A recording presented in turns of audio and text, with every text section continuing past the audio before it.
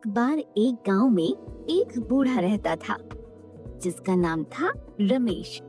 वह तरह तरह के पापड़ बनाकर बेचता था। रमेश का स्वभाव बहुत ही मददगार और अच्छा था। उस गांव में कोई पापड़ वाला नहीं था। कुछ ही दिनों में रमेश का व्यापार बढ़ने लगा और कुछ दिनों बाद उसने अपने घर के बाहर एक नई दुकान लगाई जहां से वह पापड़ बेचने लगा। रोज की तरह रमेश अपनी दुकान में पापड़ बेच रहा था जब वहाँ पर एक विकास नाम का व्यक्ति आया। एक पापड़ का पैकेट कितने का है? एक पैकेट 10 रुपए का है बेटा। ठीक है, मुझे एक पैकेट आलू पापड़ का चाहिए।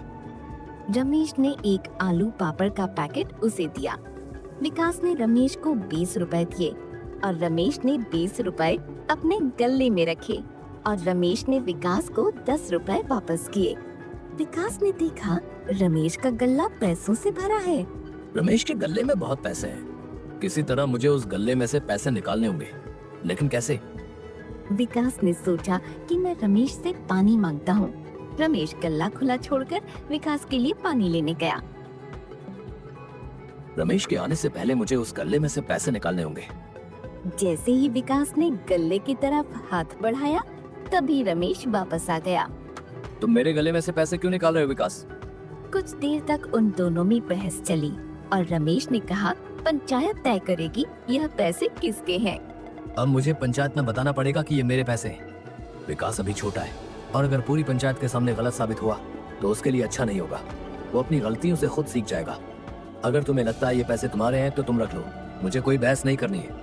विकास यह सुनकर बहुत खुश हुआ और वहाँ से चला गया। वह घर पहुंचकर उन पैसों को गिनने लगा। लगता है रमेश पापड़ बेचकर बहुत पैसे कमाता है, तभी उसने अपने पैसे मुझे दे दिए। मैं भी पापड़ बनाकर बेचूंगा। अपने पैसों में रमेश से चुराए हुए पैसे जोड़कर उसने नई सामग्री ली और पापड़ बनाने शुरू किए। रमेश की दुकान के ठीक सामने विकास ने अपनी दुकान लगाई। पापड़ ले लो, पापड़ ले लो। रमेश ने देखा कि इसने मेरे पैसों से अपनी दुकान मेरी दुकान के ठीक सामने लगाई है, लेकिन फिर भी जो रमेश के ग्राहक थे वह उसी से पापड़ लेते थे, न कि विकास से, क्योंकि विकास एक नया व्यापारी था। लोग उसकी दुकान से पापड़ नहीं ले रहे थे और इसके चलते पापड़ रखे रखे खराब होने लगे। विकास बहुत दुखी हो गया था। मेरे बनाए हुए पापड़ खराब हो रहे हैं, इन्हें कौन खरीदेगा? ऐसा बहुत दिनों तक चलता रहा और विकास का व्यापार बंद हो गया। विकास के पास खाने के लिए भी पैसे नहीं थे। वह दुख में सारा दिन दुकान पर ही बैठा रहता था। रमेश यह सब देख रहा था। रमेश से विकास का दुख देखा नहीं गया और वह उसकी दुकान पर गया। विकास ने रमेश को देखकर भी अनदेखा किया। विकास, तुम क्यों दुखी हो? तुम पापड़ की पनिया बदल क्यों नहीं रहे हो? विकास ने रमेश को पूरी बात बताई। विकास, चिंता मत करो, इस बार जैसे मैं बताऊंगा वैसे ही पापड़ बनाना।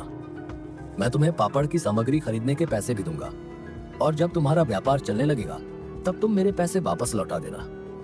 मैंने आपके पैसे चुराए, आपकी दुकान के सामने अपनी दुकान लगाई और आप फिर भी मेरी मदद कर रहे हैं। मैं ऐसा बर्ताव दोबारा फिर कभी नहीं करूंगा।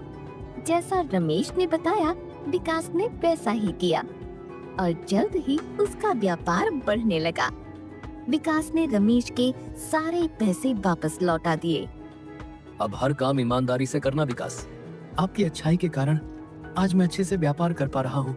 आज से मैं आपकी मदद करूंगा और आसपास के गांव में भी पापड़ प्रसिद्ध कर दूंगा। रमेश ने विकास की बात मानी और पापड़ आसपास के गांव में बहुत प्रसिद्ध हुए। इससे उन दोनों को बहुत फायदा हुआ और वे दोनों हंसी खुशी रहने लगे।